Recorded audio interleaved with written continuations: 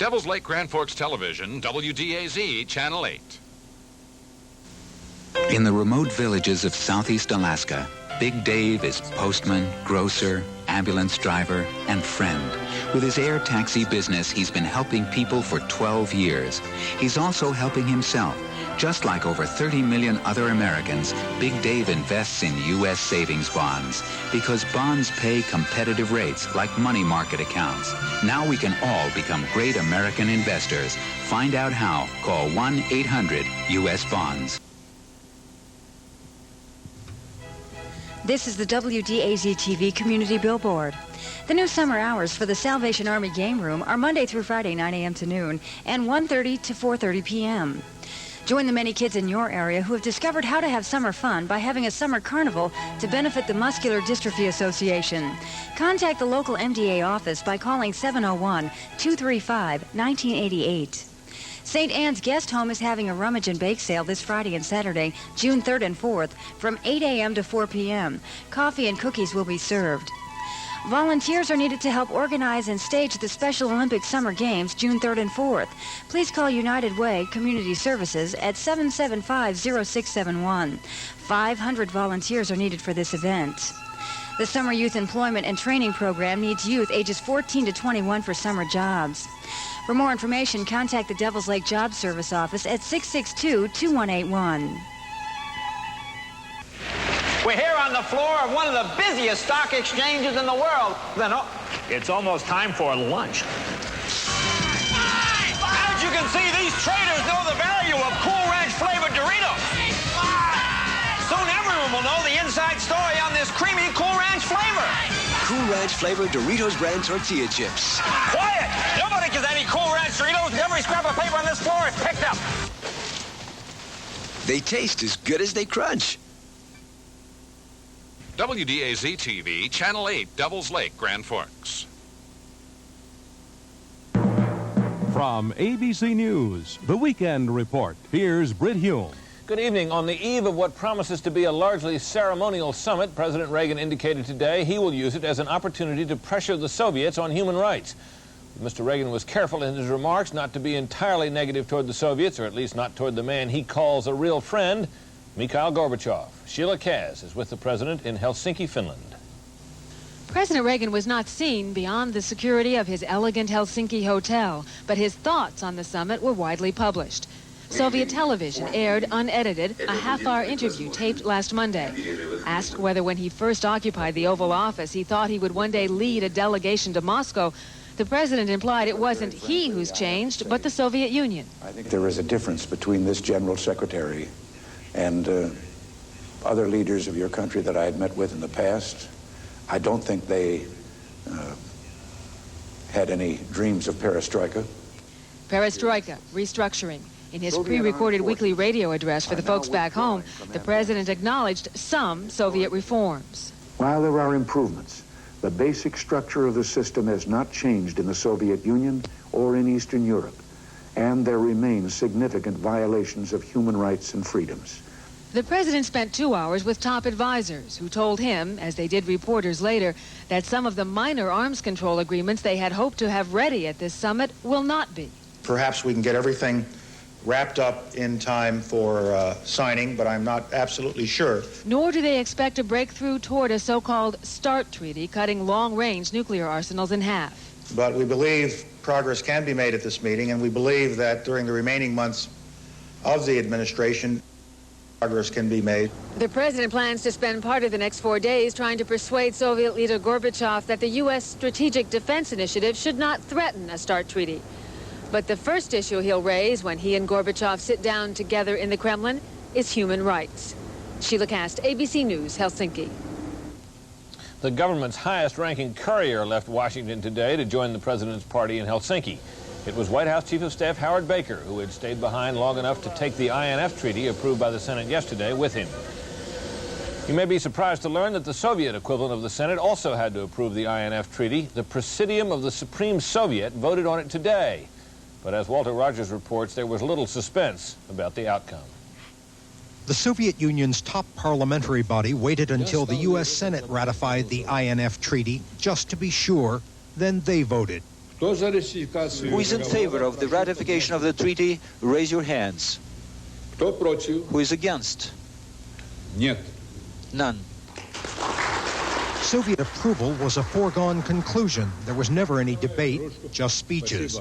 The U.S. will eliminate its medium-range missiles in Europe, which can hit targets on Soviet territory with flight time equal to 8-10 minutes.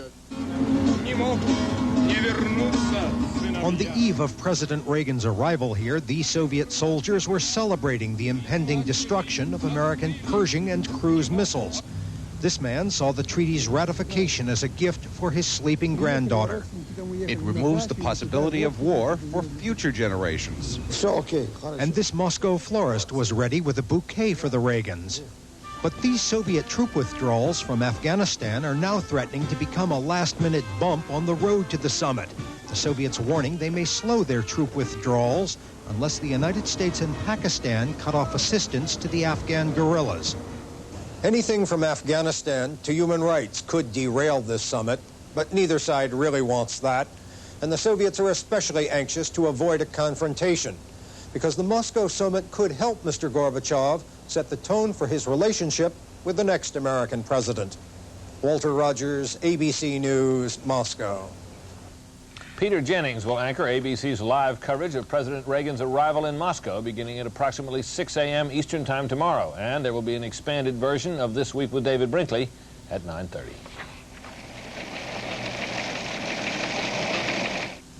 Nice beard. My electric razor doesn't shave that close. It's not your razor, man. It's your face. Without Lectric Shave, your beard just lays there. Lectric Shave stands up your beard so it shaves down close, lubricates for comfort. Good tip. Lectric Shave for a closer, smoother shave. What's all this about you selling the Market Street building? My client's still interested in that space. We accepted Gail's offer this morning. Hello, Jason. You could have made a counteroffer. If you had let me know what was going on, I would have. But I called your office yesterday. I left you a message. You left me a message?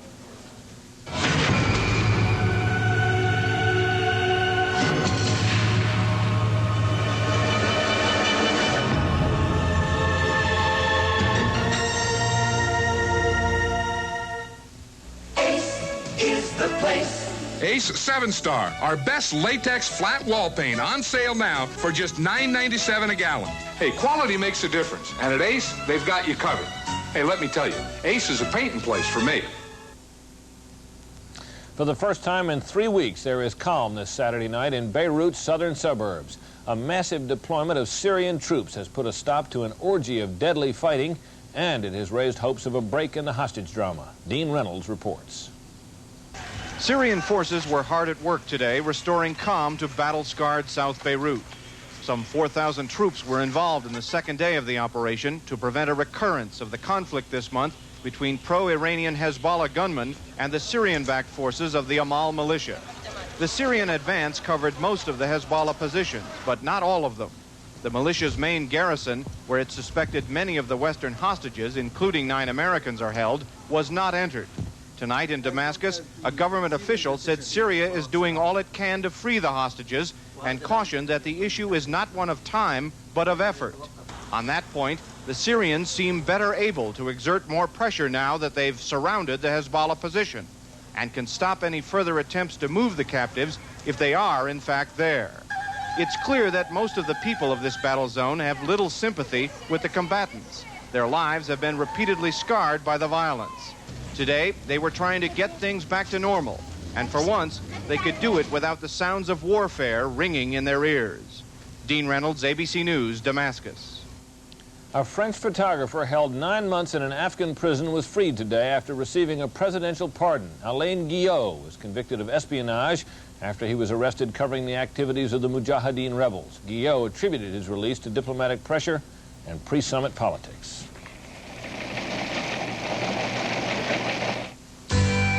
There's a road that runs for about 100 miles between Tucson and Bisbee, Arizona. And if you think that cowboys are a thing of the past, you've never been on that road.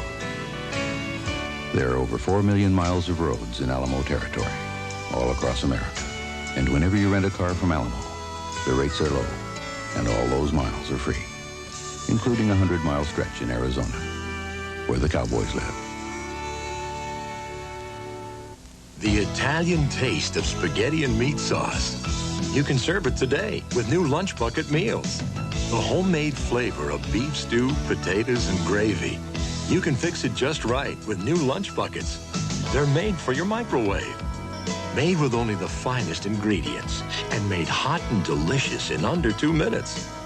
A big, healthy helping of chicken noodle soup. New lunch buckets. Homemade taste. Made easy. Sunday, the president arrives in Moscow, and ABC News is there with live coverage. The experience of Peter Jennings and Sam Donaldson makes the difference on a special expanded edition of Brinkley Sunday. The Reagan administration is no doubt hoping the Moscow summit will steal attention away from this week's fiasco in Panama. As Rick Enderfurth reports, Washington is taking a new tack and looking toward other Central American countries to take the lead in ousting Manuel Noriega from office. The so-called Latin solution, enlisting the support of Latin American governments to convince Noriega to leave, was endorsed today by 2 prominent critics of Panama's strongman. Most important is to undertake the utilization of the other Latin American countries and countries of South America. The Latin American democracies, the United States and the Panamanians should entertain any option to stop a dictatorship from keeping a whole country hostage. With negotiations now broken off with Noriega, the State Department is actively pursuing the Latin solution. U.S. diplomats in Latin America have been instructed to consult officials on how best to resolve the crisis in Panama, a situation deposed Panamanian President Eric Duvalier described yesterday this way. There is a tremendous hatred towards Noriega and everything that he represents. He is surviving, yes, but he isn't governing this country. He can't. But few experts believe a Latin solution by itself will be enough to force Noriega from power. He has already withstood enormous pressure from the U.S. A little more from his Latin neighbors is unlikely to convince him to leave. Rick Enderfurth, ABC News, the State Department. Another military mind has come forth with his opinion on how to force General Noriega from office. Retired Lieutenant Colonel Oliver North said in a speech today the time has passed for reason, threats, and pressure. North says we should hit them where it hurts. If they want to keep Noriega, said North, we get to keep the Panama Canal. Oh, look at me back in the 60s, working up a sweat. Oh, and that's how I used to pump iron. Not today. Today we're exercising more and eating less red meat. But red meat is a great source of iron. Only Kellogg's Bran Flakes has high fiber and 100% of the iron recommended today. So now I pump a little iron outside and inside. You know, I haven't felt this good since I burned that bathing suit. Kellogg's Bran Flakes. You're cooking! And I set the table? Fork's on the left. You're cooking? Hey, get back in here. Of course I'm cooking. I'm a DeLuca. You don't think I know how to make a great spaghetti sauce? He's cooking? He's cooking? Sure! The man's a DeLuca. You don't think he knows where we keep the Ragu? You're out of the will. Yay!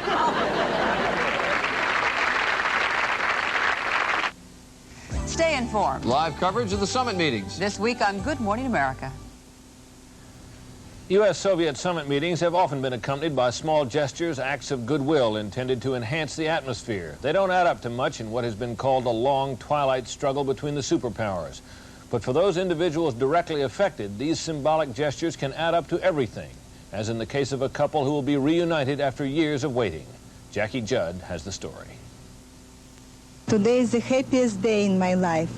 It's the day Galina Vilashina and her family hoped for since 1980. That's when she left the Soviet Union and left her husband, Pietris Pekinas, behind. He was turned down 18 times for an exit visa. Today, the wait ended.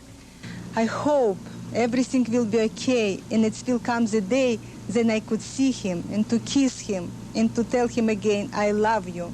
The case received high-level attention. Vilashina met this week with Secretary of State Schultz, and Pekinas is to see President Reagan in Moscow at a human rights meeting. The Kremlin's gesture is not totally unexpected. It's happened before, on the eve of other superpower summits. The Soviet government has always given out some token. It looks as if they're complying and that they are complying with the Helsinki Accords. Hakinas, a lawyer by training, works in a meat factory in Lithuania. Vilashina is a doctor and naturalized American. Their lives, so different now, will soon be joined. The resolution of this case has special significance for the Divided Spouses Coalition. 36 Americans separated from their Soviet husbands and wives formed the group. 35 couples are together. And now the 36th also will be reunited. I'm so sad and angry that I lost 8 years of my life, 8 years, but I could be so happy with my husband, and I lost them. Jackie Judd, ABC News, Washington. And that's the late news this Saturday night. I'm Britt Hume. For all of us here at ABC News, good night. From Washington, this has been The Weekend Report. The Weekend Report is a presentation of ABC News. Tuesday, Liza Minnelli stars in a unique hour of entertainment. 3 different stories, 3 fabulous leading men. Louis Gossett Jr., John Rubinstein, and Ryan O'Neal. Sam found out. A triple play. Devil's Lake Grand Forks Television, WDAZ, Channel 8.